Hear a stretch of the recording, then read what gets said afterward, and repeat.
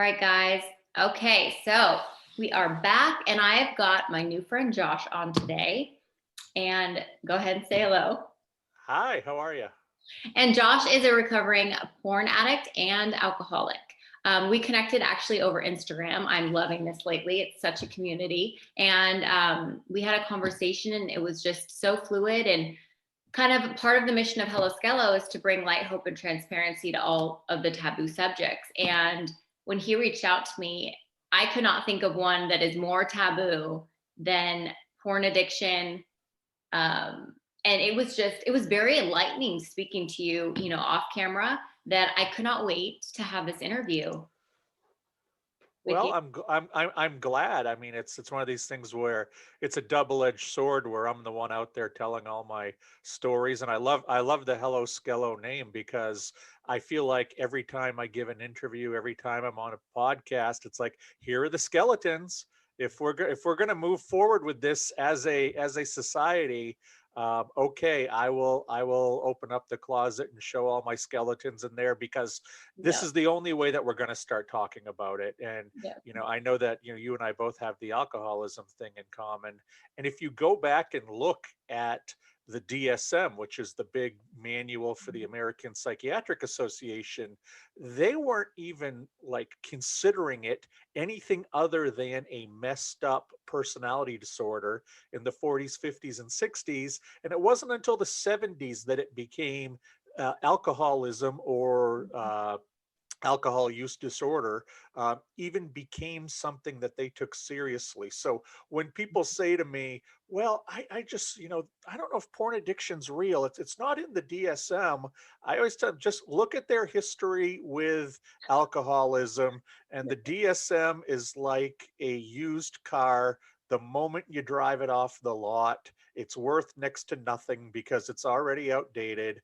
And, that's, it's just it's too bad that they deal with it that way because I think that one of the reasons our conversation was so good the other day was because there was no judging, there was no shaming. It was just learning from each other. It was just being real with each other, Mhm. and that's what I've learned in recovery is that when you can hook up with other people in recovery, it doesn't matter if you've just met or if you've known each other for 10 years. There is this immediate kinship and genuineness that Mhm. just comes out, and that's you and I had that immediately when we started talking, even though I may have had another addiction, and I've talked with people with who had drug addiction or gambling addiction, and there's just something about all of us. You mentioned the Instagram community that it just binds us all together, and It i'm does. glad i'm glad we're out there and able to talk to each other these days. I couldn't imagine 25 years ago without social media, without the internet. I know. I guess 12 steps was the only way you met people. Yeah, I guess so. But like to your point, not having these things in the DSM for so long, I mean, n- coming out as like an accepting that I was an alcoholic, and I'm sure for you too, and a porn addict, um, is hard enough. Like it took me, like 10 rehabs and 6 detoxes. And Yeah. it takes some other people, like they just continue, you know, Yeah. like functioning, but burning bridges, having terrible relationships, quitting jobs, all that kind of stuff. And it's already hard enough. So then not having like an actual, like, hey, this is a disease and this is what's going on with you. I'm sure that those people just were like, gosh, I suck. I just can't figure it out. Yeah, well, that's and what's really disheartening is that there are so many quote unquote experts in the mental health field who still don't accept this as a actual addiction. Yeah. A lot of times, if you dig into it, there's usually a monetary reason for them to not Right. support it, or they're just They just don't ignorant. agree.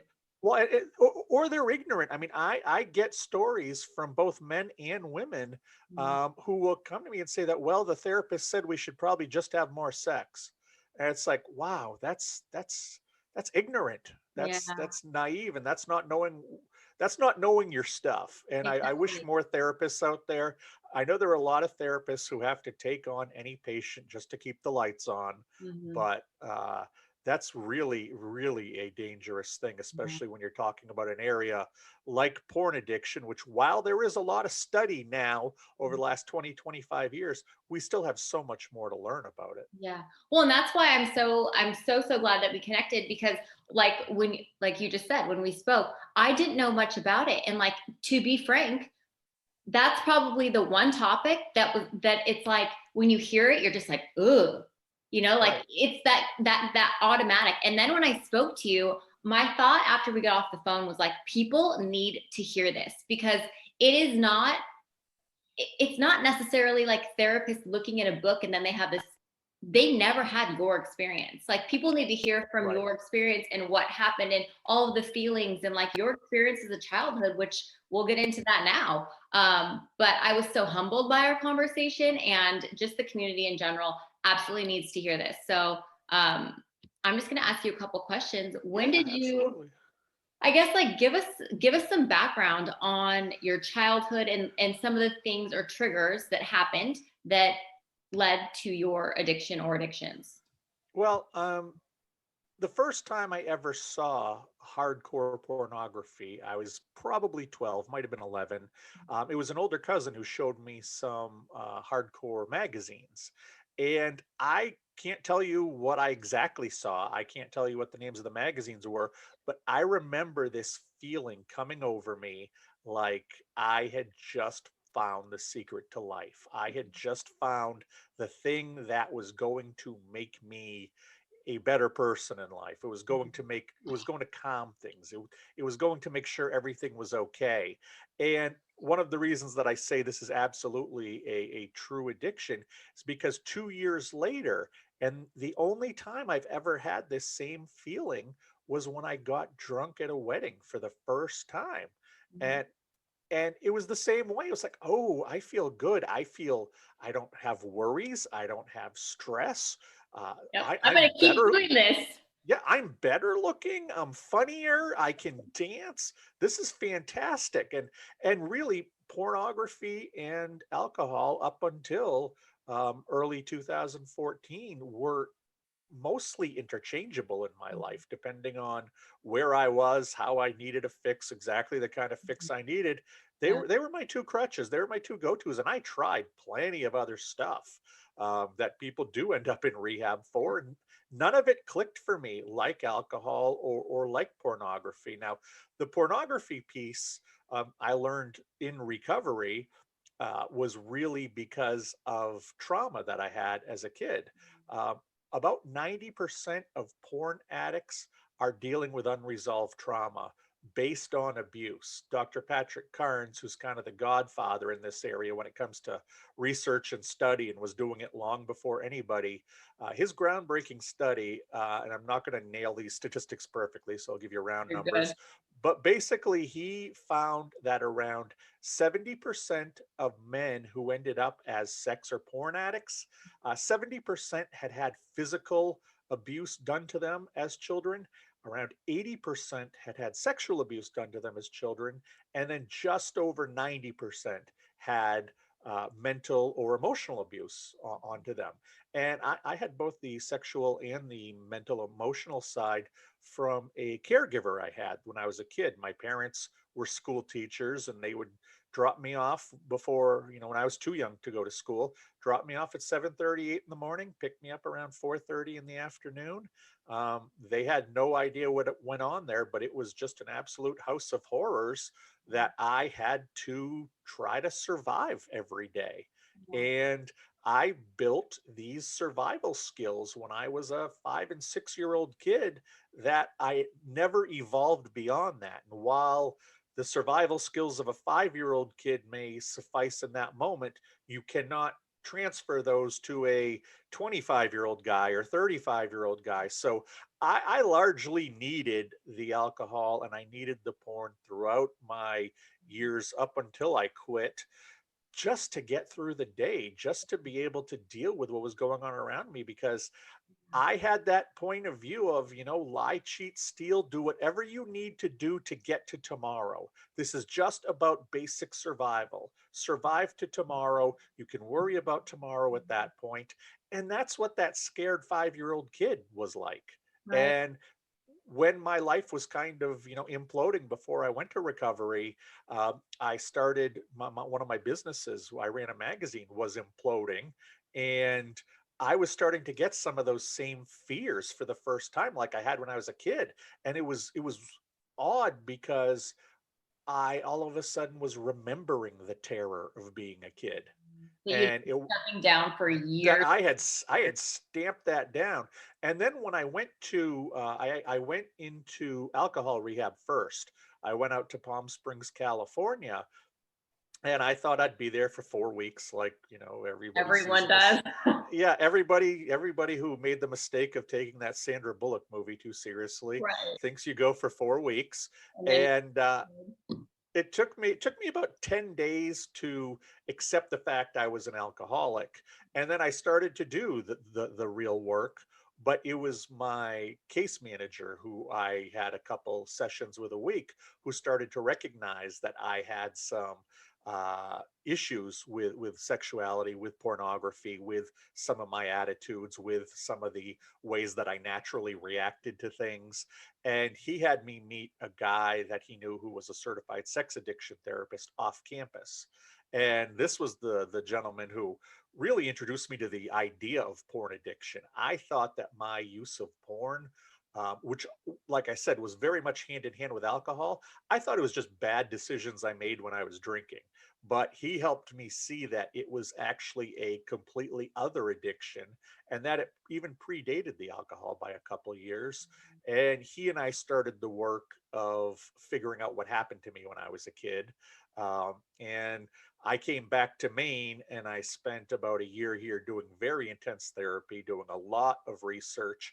And then my therapist and I decided it was probably a smart idea if I went to specifically a rehab for sex and porn addiction. So I did that in Texas in 2017 or 2015, and I spent 7 weeks there, which was so much more intense than my first one, and but very transformative. I got really started to understand why I became an addict. And I fully believe that once you understand and take care of the problem of why you were an addict, you don't tend to need to be an addict anymore. You still have cravings, you still, it's habit, it's behavior, it's compulsion, but that underlying demon, when that's taken care of, I found it at least a lot easier to seriously tackle the day to day not using. Yeah.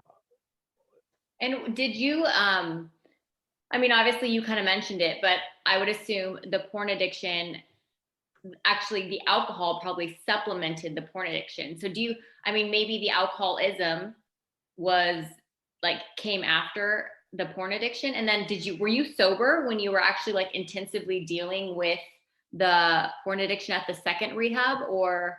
Yeah, I was sober. I actually I went when I went to that second rehab, I hadn't touched porn in about a year. Because I quit both on April 1st, 2014. And I have not relapsed once with either of them. Uh, but it was going through the rehab with my, or not rehab, but the therapy with my therapist. And she said that she felt, and I tended to agree with her, that there were some intense issues that needed to be talked about. And I would probably do better in an inpatient setting. And I knew that the first rehab did so well for me with the alcohol side of things that I welcomed the idea fully to go there and embrace that, despite the fact I hadn't actually relapsed or engaged in my activity for a long time. But what I learned at that second rehab really was that uh, I used alcohol to numb myself, like most people. It was about dulling my senses, dulling those nerve endings, making sure I couldn't get hurt. The pornography was more about power and control.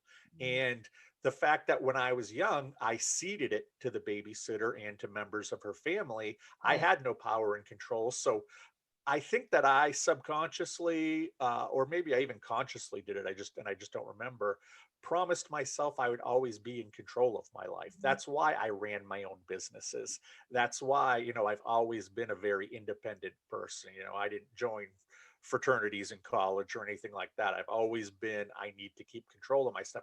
And when you think about pornography, that's a world of control for you, because nobody on the other side of that magazine or the other side of that computer screen can say no to you. Mm-mm. They can't, they're not there to nag you and say, take out the trash, or you're not doing a good enough job at work this week, or Right. anything like that. And whatever you want is yours. If you want a blonde girl one day and two Mexican guys the next day, Right. It doesn't and matter. whatever you want somebody dressed as a leprechaun throwing fish sticks at nine of the tallest people you'll ever see while Irish music plays. You can probably find that online, Yeah. and nobody in that scenario can say no to you. So there is this feeling of power and feeling of control, because, and you know what, if that's not doing it for you, click the button and you'll Right. get something else that you want. And Mhm. that's really what the porn was for me. Because if you look at my timeline of life, the times where I was most stressed, the times I felt most out of control, that's where the pornography really spiked, because it gave me that false sense of Mhm. control and that false sense of power when other parts of my life were not giving it to me. Yeah. Did you ever, this popped up in my head, but when you were young and this caregiver, started doing those things, did you ever did you ever think to yourself like, this is wrong, I need to tell someone? Or was this just your first experience, like you didn't even know that it was wrong? Well, what was strange was that there was a lot of sexual openness in this house, where people would walk around in their underwear, or there would be R-rated movies on HBO with nudity playing. And my parents were both very devout Catholics. And ironically, my mom would let me watch, a Sylvester Stallone Rambo movie where 50 people get killed. But if for 1 second you saw somebody's butt or a boob or anything like that, turn off the TV, turn off the TV. Wow. So they were not like this in this household. So it was actually there was a curiosity to it. Mhm. And while there was a lot of sexual inappropriateness, and there was some sexual abuse, it was all very confusing, because I felt safe at my parents' house and not safe at this house. Sexuality was a taboo at my parents' house, yet it was really wide open at this other house. So I was getting very conflicting messages, and it was hard to know what to do. And aside from there was an incident when I was probably 4 or 5, when this woman who took care of me uh, completely pulled a 180 on me, and basically threatened to hurt me if I mentioned anything ever to my parents. And being 4 or 5 years old, I absolutely believed her, Yeah. and was never going to say anything to my parents, because um, I don't even know if they would have believed me. I can almost guarantee my dad wouldn't have, but and my mom might have, but um, I knew that talking was going to make things just worse. Mhm. Yep, absolutely. Um, so tell me about after the rehab, do you do like something to maintain, like to keep the porn addiction at bay? Do you do like, because I know with me being an alcoholic, I stay close to the program that, I'm a part of, and just like community and staying in touch and like not keeping any secrets will keep me sober. If I have a craving, to tell somebody about it, like just things like that. So I'm just not familiar with like the recovery program, or if there is one for porn addiction. What do you do when Well, you I did the 12-step program, SAA, Sex Addicts Anonymous, okay. for about 7, 8 months, but I walked away from that because I didn't see a room of healthy people. At least here in Maine, what I saw was a room of guys who were caught by their wives masturbating, and had this was their attrition. But they didn't think they had problems. They didn't care. Some of them I don't think had problems. Some had major problems but weren't going to address them. And it just seemed like such a charade, Mhm. that it wasn't worth my time. Yeah. Um, I by trade am a journalist. I was for about 24 years. So I early in recovery started writing, and I wrote my first book, which was a memoir, basically detailing my last 4 or 5 years of both the drinking and the porn.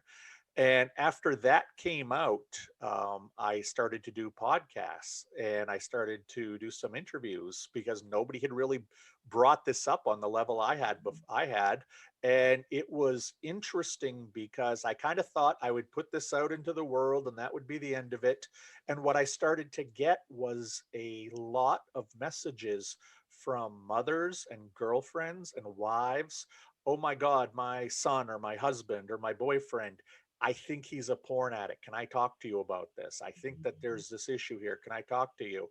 And it was amazing how many of these women, and it was almost exclusively all women, contacted me just looking for some help. And I kind of realized, hey, this is how you get to the addict. This is how you can get to the addict, because while you and I both know personally that you can't force anybody to recover, there are certain people in your life who can lean on you a little bit more than others. And a spouse is certainly one of those people, who can draw some boundaries that mean something, who can, who can largely get you to, look at yourself in a way a lot of other people can't. So I teamed up with a therapist that I met because I ended up on his podcast.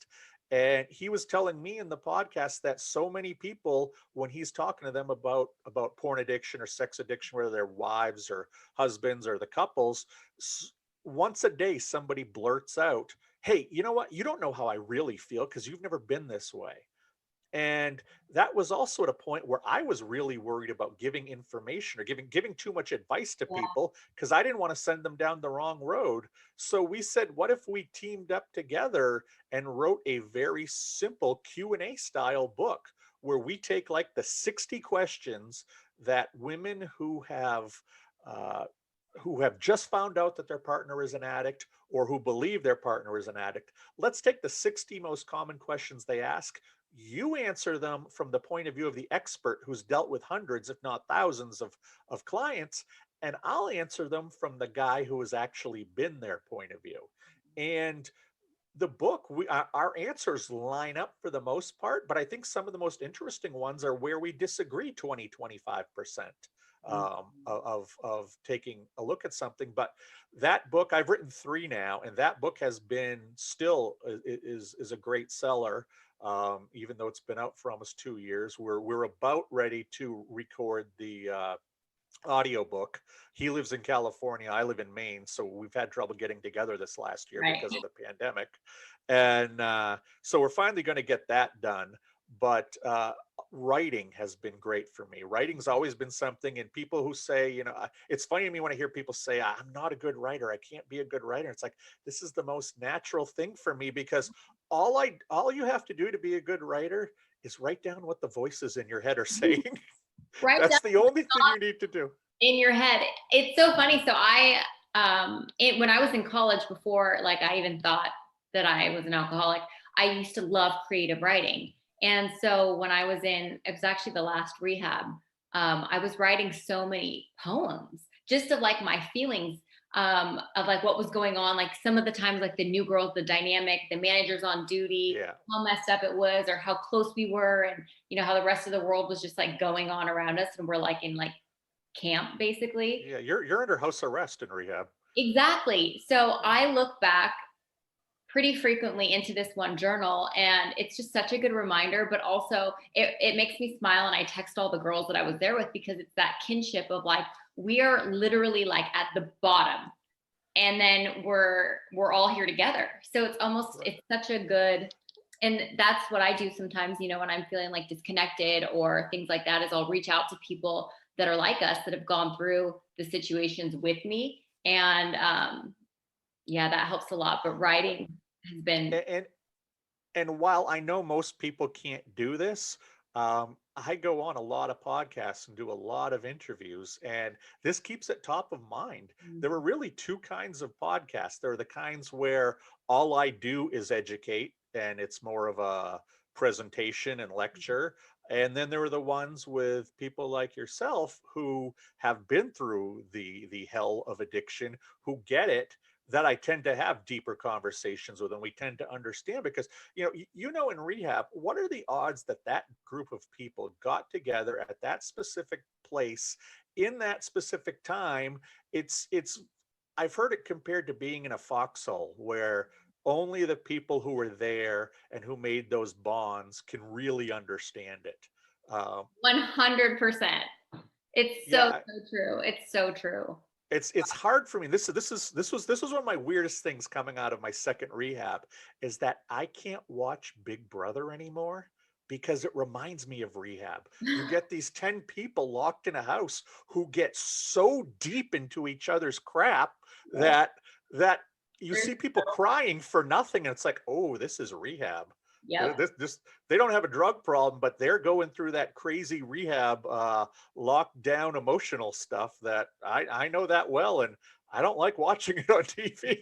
No, no, no, no. 100%. That's so true. Yeah. Except that you add just like a bunch of people smoking like 20 Right. a day. Yeah. And did you eat my food? No, did you eat my food? Like, oh my gosh. Yeah. Yeah. Big Brother is a very good example of that. I would definitely have to say. Okay, so last week or not last week, when we spoke, something that I have noticed lately is, I think because of the pandemic, a lot more people are on their phones and they're trying to figure out how to make money by their phones and passive income. And I've had some people that I know from the past, like old friends or whatever. All of a sudden, I see in a lot of people's um, bios on Instagram, like check out my OnlyFans page. And I knew what it was a long time ago, but then all of a sudden I started seeing it like on people that I knew, and I'm Everywhere. Yeah. everywhere. I'm like, what is this OnlyFans? So I looked into it and I was like, wow, I mean, they're just filming their own porn, basically. It is. When I describe it to people who have no idea what OnlyFans is, I said, imagine Facebook meets Etsy for naked people. Oh, that's perfect. It's Yeah, I mean that's really it. It's the do-it-yourself porn genre, and it's the genre of pornography of people we know. And that is, I mean, as a business thing, that's brilliant because I remember I was in college in Rhode Island, and this one guy was crazy excited because some girl he went to high school with was going to be in the Girls of Pac-10 or something for Playboy. And it came out and he went and got it, and he looked dejected when he came back. It's like, what's wrong? It's like, it's just a picture of her playing frisbee with a couple friends in bikinis. And he was so like, he didn't get to see his friend from high school naked. He was so sad. And now you look at Instagram and you can basically see anybody you're in high school with almost naked because they're all wearing thongs and bikinis and tiny bathing suits. And so what's the big difference from moving from 17 to 18 or 19 and taking that top off or taking that bathing suit off? And that's what happened during the pandemic. You had a nation or even a world full of service employees, waitresses, waiters, bartenders. These people all lost their jobs early in the pandemic. A lot of them, depending upon your unemployment insurance in your state, didn't qualify because of the way tips work and all that for very much money. So, what are they going to do? Well, let's look at this group of people. They're young, they're usually good looking, they usually have a gregarious personality, they're usually somewhat smart, and they've got to manage a lot doing their different jobs. So they got online. They knew that OnlyFans was starting to expand, and I think that because so many of these people do not remember a world before the internet, that they have thoughts towards sexuality, pornography, nudity that are much more liberal, much more open-minded.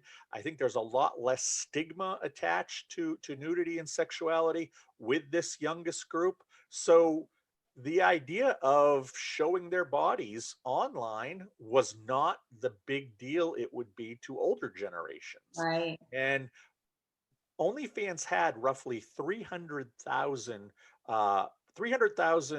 producers at the very beginning of 2020. Yeah. And at the very end of 2020, they had between 1.3 and 1.5 million.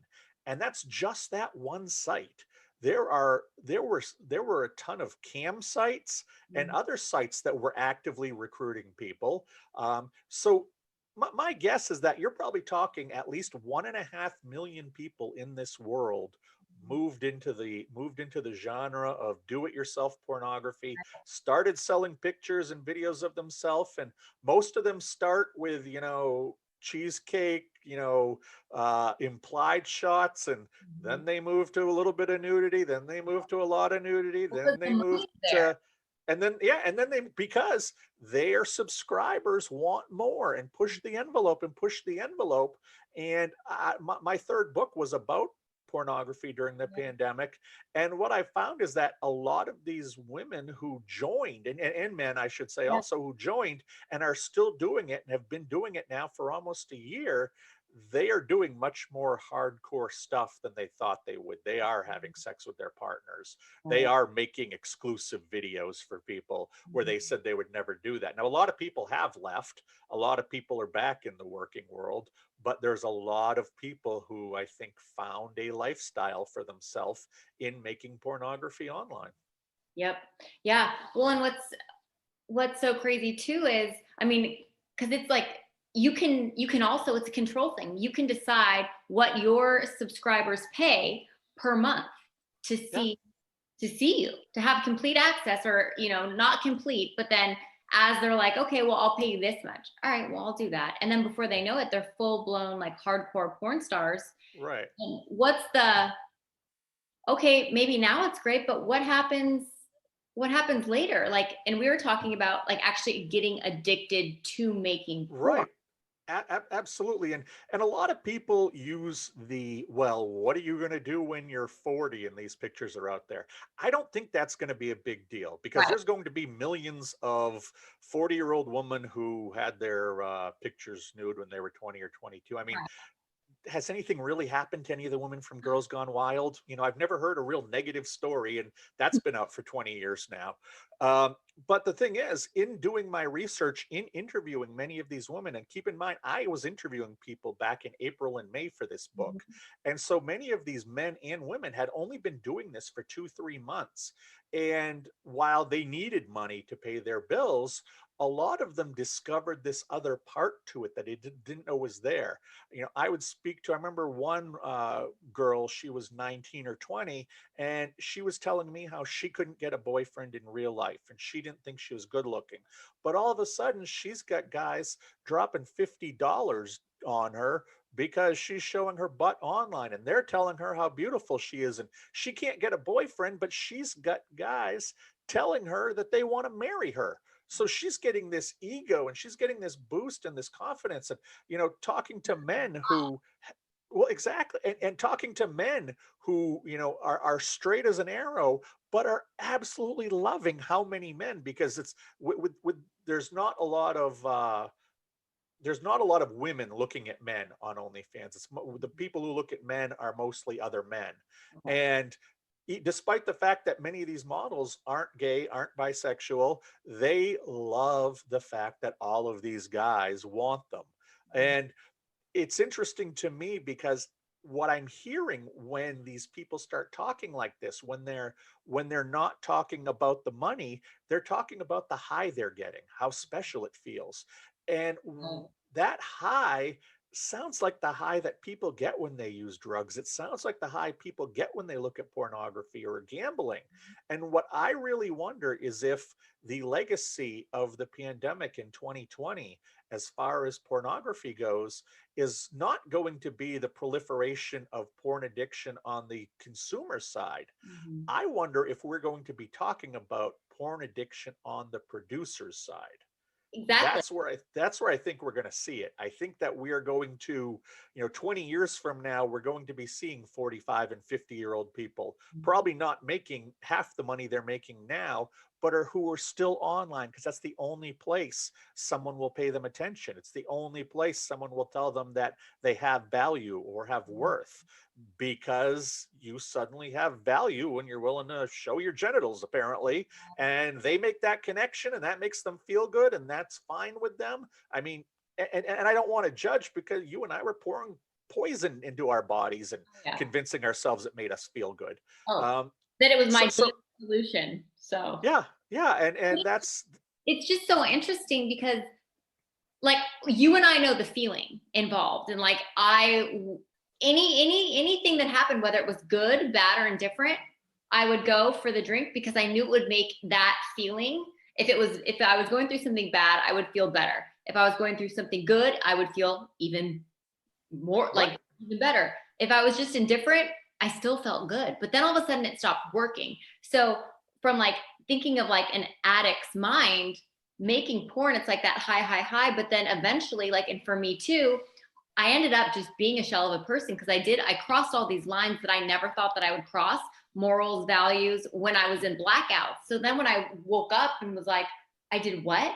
I just like, I started to lose myself and I was a shell of a person. And so I see some of these girls and I know some of them.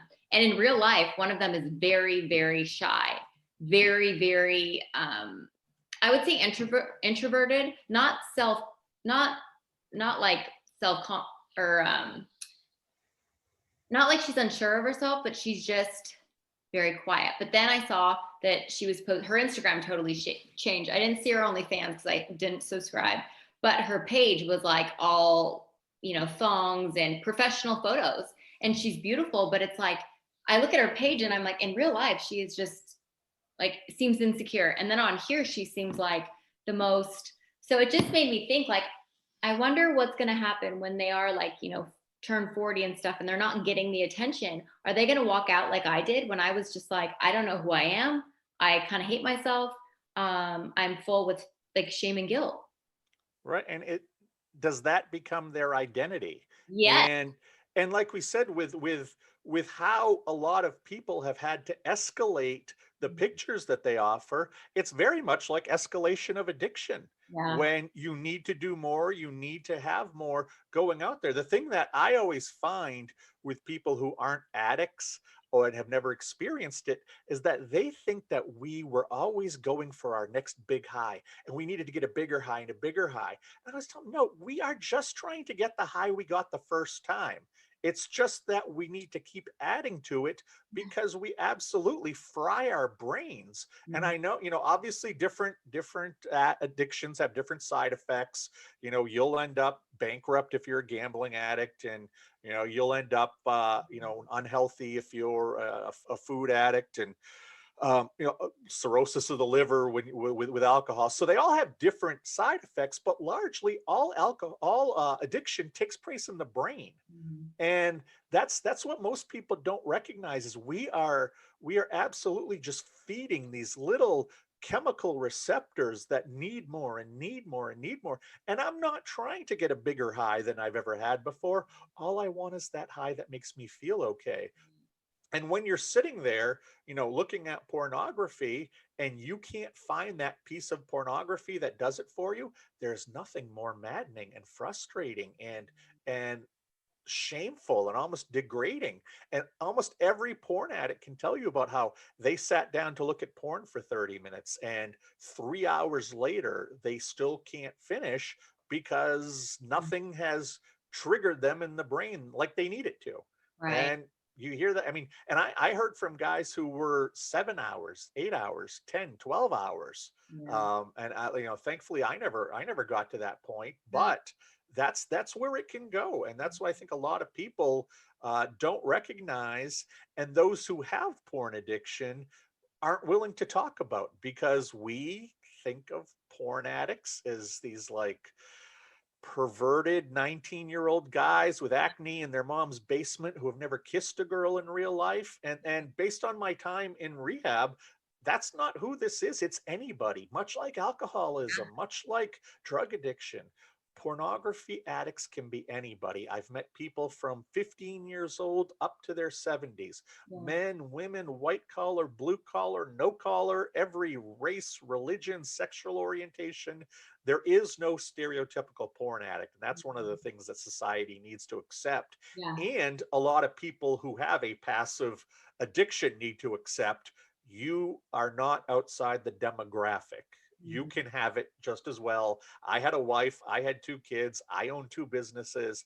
I was a porn addict. I'm not who you think of to be a porn addict, I think, in a lot of stereotype cases, but Mhm. if I can be one, anybody can be one. Right. Well, and that's,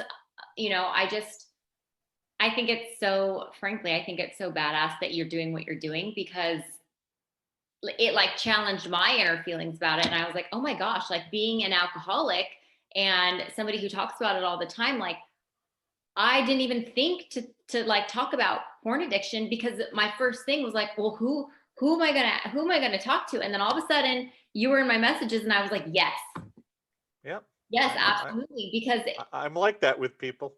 yeah, it's more like, I mean, because I talk about like alcoholism, maybe I could have gotten better sooner if the stigma around like, you know, who you are if you're an alcoholic and what that means for you and your family and all of that kind of stuff.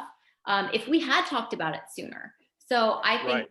normalizing porn addiction and saying like it can be your child and there's no shame in that. Oh, It doesn't necessarily, it doesn't like degrade your parenting. It's just oh, not at all, not at all. your And I'll tell you, child. Kate, when I talk to parents Yeah. about this stuff, um, the thing that scares me the most is when parents tell me, "Oh, don't worry about that. We've got filters on their phones," and it's like, I appreciate the fact that you've locked down one smartphone out of the 4.8 billion that we have there, but yeah, here's the thing. Your kids are going to run into other kids who don't have filters. Your kids live in the world. So it's not a matter of if, it's a matter of when.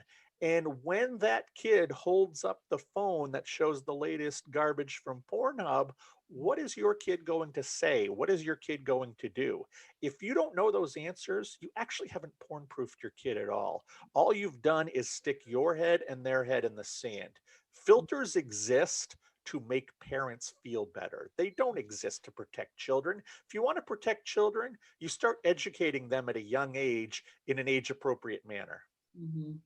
Actually, and if you could go, we've got like a couple minutes, but um you went into this a little bit, and I thought this was super helpful, especially for people that want to have kids in the near future, speaking to them about it. So then if and when they see it at a friend's house, it's almost like they associate it with like, that's bad, I'm going to tell mom and dad, before it gets to be like this secret, rabbit hole. So how do you tell parents to talk about it with their Well, I, children? st- I, s- I start with them and just say, first of all, number one, the don't look at porn speech is not part of the birds and bees speech. It's part of the don't touch cigarette speech. Or if you find an open beer container, don't touch that speech. It's part of the when you're old enough, you can make your own decisions. But in my house, I don't want you using this Yeah. speech. It's not for kids, it's for adults.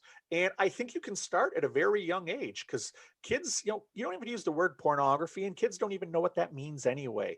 When a kid is, 5 or 6 years old, all you have to say is, you know, don't ever look under somebody else's bathing suit and don't let anybody look under yours and no taking pictures of anything like that Yeah. and let that go. And maybe when they're 8 or 9, well, if one of your friends has a tablet or they have a phone and you see pictures of naked people on it, just come let me know. I won't be mad. I just want to make sure that, we talk about what you've seen in case you have any questions. So just let me know. And then as they get a little bit older, you can start, as they start to enter puberty or understand sexuality and that a little bit more, you can start to bring in some real world examples. I mean, I think that boys who are 13 and 14 years old absolutely need to be told about porn induced erectile dysfunction so they can recognize that there are some side effects that are hitting guys in their late teens and early 20s. So they know, listen, this is not going to be, if you use this incorrectly, and if you're one of these people who is predisposed to having an addiction, well, this is the way it could go. And if you if for lack of a better term, if your penis is broken, there are not a lot of, women or men who are going to want to be with you, because that's part of being in a natural, healthy relationship. And I think that you also need to explain to both males and females who are 13 or 14 that, if and when they do see pornography, it's not real. It's much like a police officer. My grandfather's a police officer. I think he pulled his gun twice in 35 years. But you watch Law and Order, and cops are pulling their guns 7 times a day. That's not reality. And for those of us who have been in healthy sexual relationships, we understand that pornography is fiction. We understand it's not a documentary, it's not a reality show. But to 13 and 14-year-old boys and girls, how are they going to know that? We actually do need to tell them that this is not real life. This is not the way people look. This is not the way things are done. This is not the way, the things you see in porn. If, two of the great male fantasies are 3 ways in anal sex, but you go look at the statistics of how often that really happens in real life, and which in porn, it's 100%. In Right. real life, it's not even 15% for Mhm. either of them. Yeah. So it gives very unrealistic expectations. It presents it in a very unreal way. And kids and young teens need to know, Mhm. when they see this, it's as real as a cop show, which is not real at all. Oh, yep. So interesting. Yeah, that was, I definitely wanted to talk about that because, that it makes people uncomfortable to have these conversations. And you just put it in a way where it was like so simple and easy, breezy. So it doesn't put pressure on them. Like, if you guys see it, make sure you tell me. So then they're going to feel like afraid and then keep Right. secrets. It's just like this open thing, but not to where they're getting too much information. It's very, that view is very, very healthy. And I think that, people need to know that. Well, and I always tell people, I am not necessarily anti-pornography. I recognize that, much like there are people who, they're mysteries to me, who can have a drink and walk away and not think about it. Right. Um, I mean, that's amazing to me, to be that kind of person. Um, but just like there are those kind of people, there are people who can look at porn and walk away from it. So I'm not necessarily anti-porn, and there you can get into the morality and all the other side arguments, but that's not really what I like to do. What I am is pro healthy sexuality. And pro healthy sexuality means education. Mm. And pro healthy sexuality means understanding your sexuality, understanding your partner's sexuality. Where are your limits? Where are your boundaries? What is acceptable within your value and moral system? Right. And that is positive to me. That's education. That is not ignorance. And unfortunately, we have this scarlet letter stigma about pornography, because we all want to pretend that none of us have ever looked at it. We all want to pretend it's something that other people look at, because ultimately, sometimes with pornography, it scratches an itch in the back of your head that you don't want to even admit is there, and you would never admit to anybody is there. But we can talk about pornography as a society. We don't have to talk about what's in it. We Right. don't have to talk about what we see, but we need to be able to talk about it as a substance, because if we can't talk about it as a substance, we're never going to be able to deal with the addictive problems that we see in our society. Yep, I agree. I agree. Well, I am so grateful and thankful that we connected and had this conversation. Um, yeah, you guys, every week I'll have an interview, and this one is, I hesitate to say it, but this one might be my favorite because I it's just hope so so. out of the norm.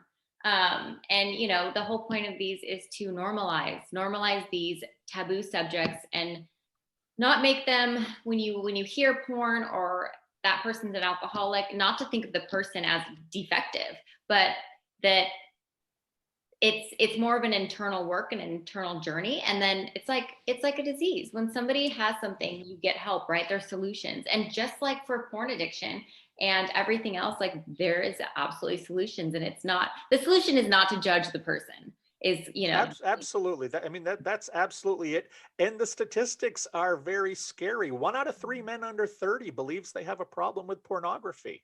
So We need to talk to our kids about this because those men will be 40 and then 50 and then 60.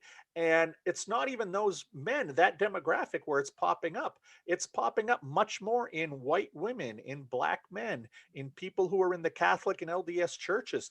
Those are the demographics where it's exploding right now.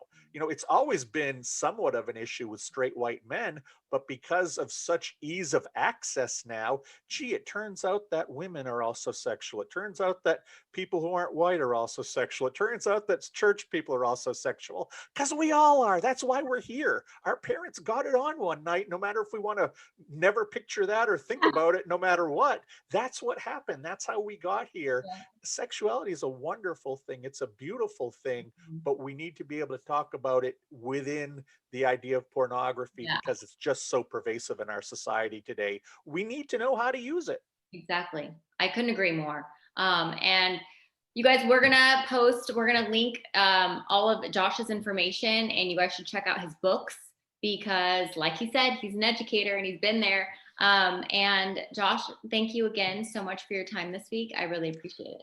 Thank you so much. Love talking to people in recovery, and had a good time with both of our conversations. Me too.